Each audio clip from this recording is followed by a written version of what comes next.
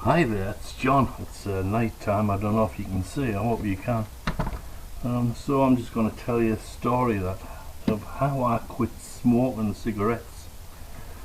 I started probably mid-20s, 23, 24, which was kind of late to start smoking cigarettes, but anyhow I did, and I did this. I thought it looked really cool. And sure it did look cool smoking cigarettes, it did the trick. But anyhow, I ended up smoking about probably the equivalent to maybe 2 packets a day, which is a lot.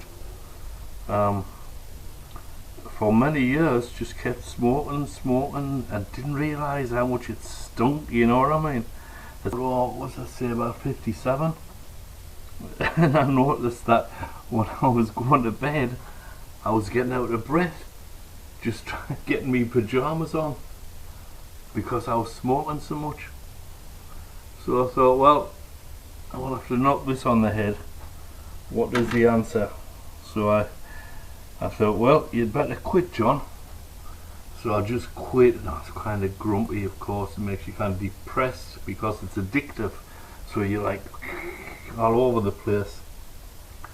And one day I was making some toast and it was ready, and I wanted to grab it. I said, oh, maybe, you know, the toast was hot, so it burnt my finger. I thought, hey, you need a pair of toaster tongs.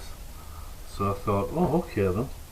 So I came outside and I made it into the garage here, and I made a pair of toaster tongs.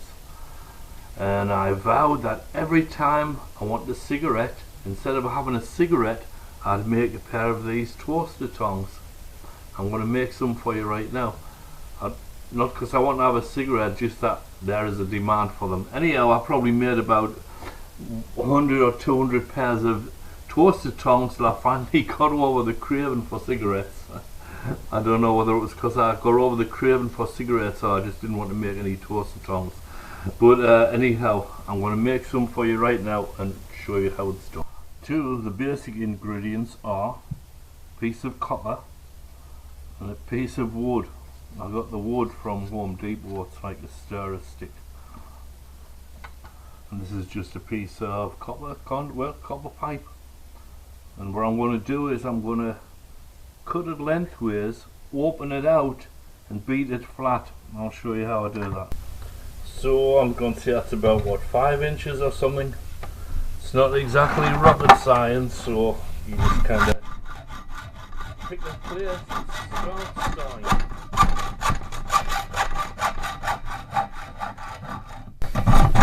There we go. There we go. So what's in it? It's soil or something? I don't know. But anyhow, once you got that cut like this, the next project is to cut it lengthways. See if we can do that.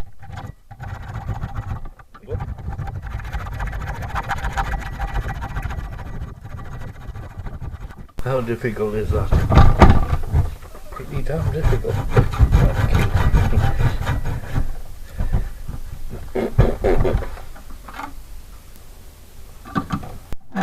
And so once you've got it cut down here, you just put a pair of pliers in and you can kind of open it out from one end, and then you can open it out from the other end too. See?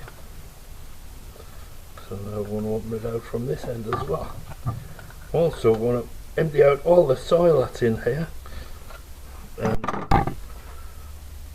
And then once you've got this slightly open, you'll put something, pliers or something in here, then you just fight with it till it all opens out.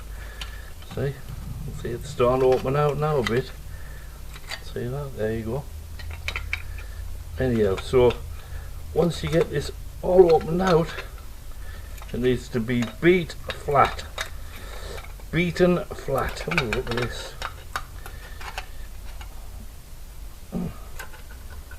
smoothly. And we'll do some beating with the hammer.